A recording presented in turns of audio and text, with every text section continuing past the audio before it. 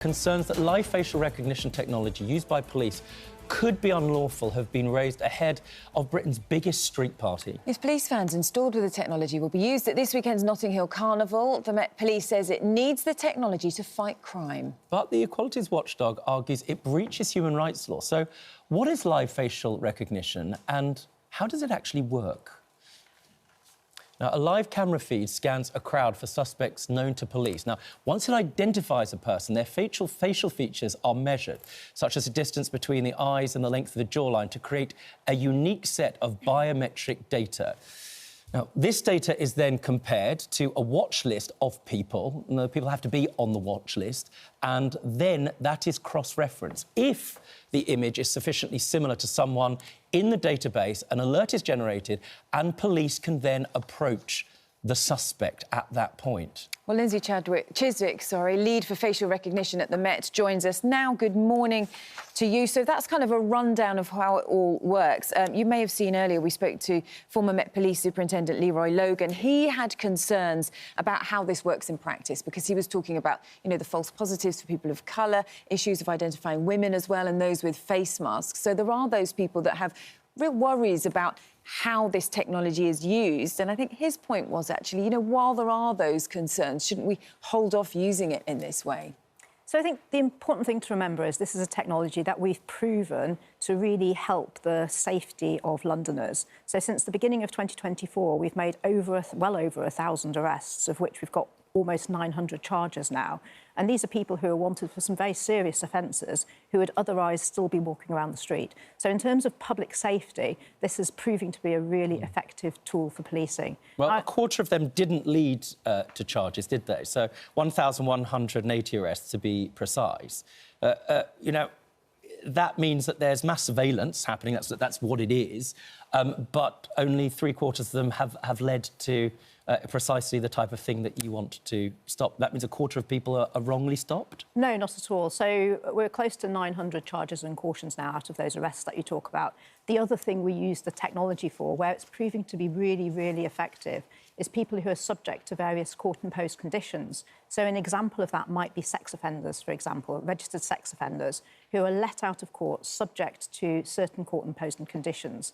Now, what the technology enables us to do is put some of those people on the watch list and stop and talk to them when they're going about their daily business. Now, you can imagine that's really different from a prior arranged meeting with an offender manager. Yep. And we've made some really significant fines. People would agree with you. That's very useful in those circumstances, individual circumstances where you have a child sex offender who's breaching the terms of their sex offender probation. Of course, you need to be able to find out whether, and that's led, in one case at least, to a successful arrest and saved, I think, in at least more than one case. Many cases. Many cases. The safety of children. So there was one sex offender, wasn't there, who was spotted with a 6-year-old child because of this? There was indeed. He was wandering along the street, holding hands with this young girl.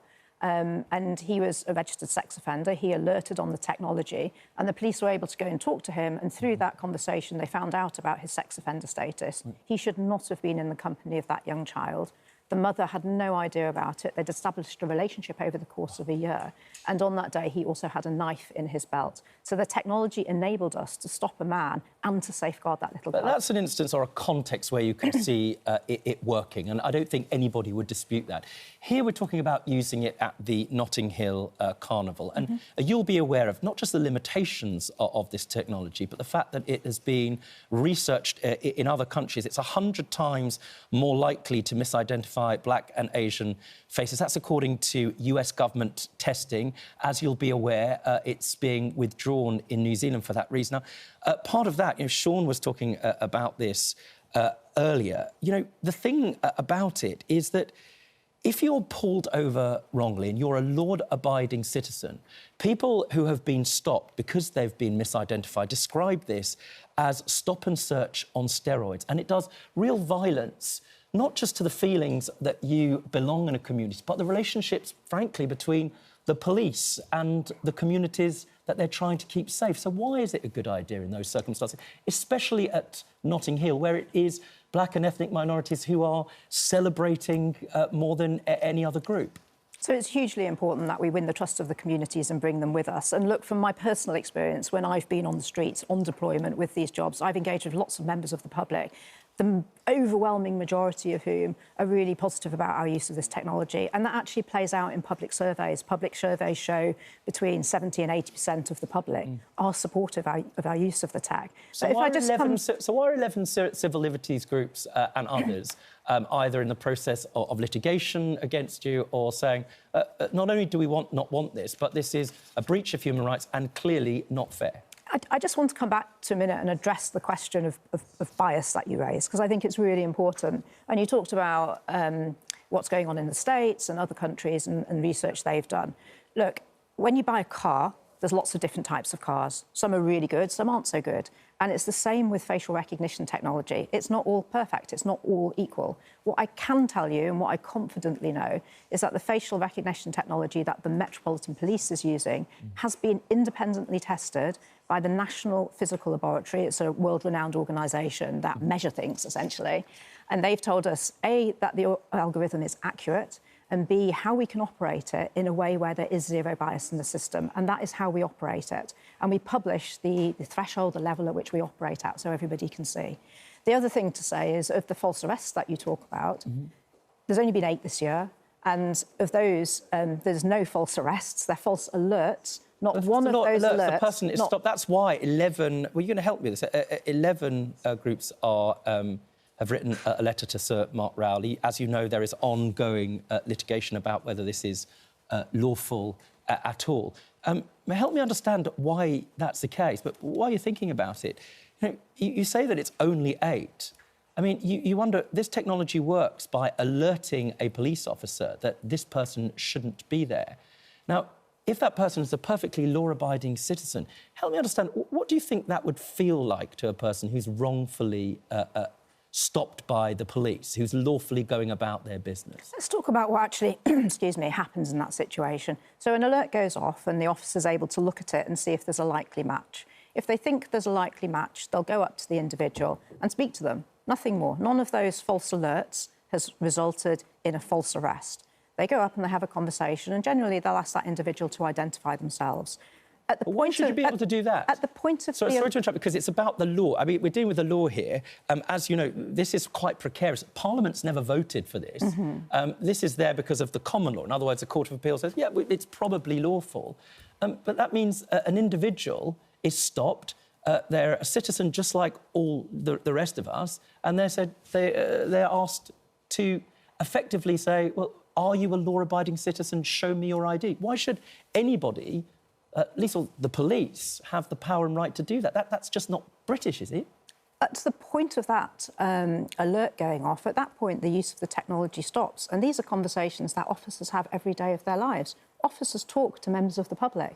Officers ask members of the public to what they're doing to identify themselves. This is the technology bit takes you to the point of that alert.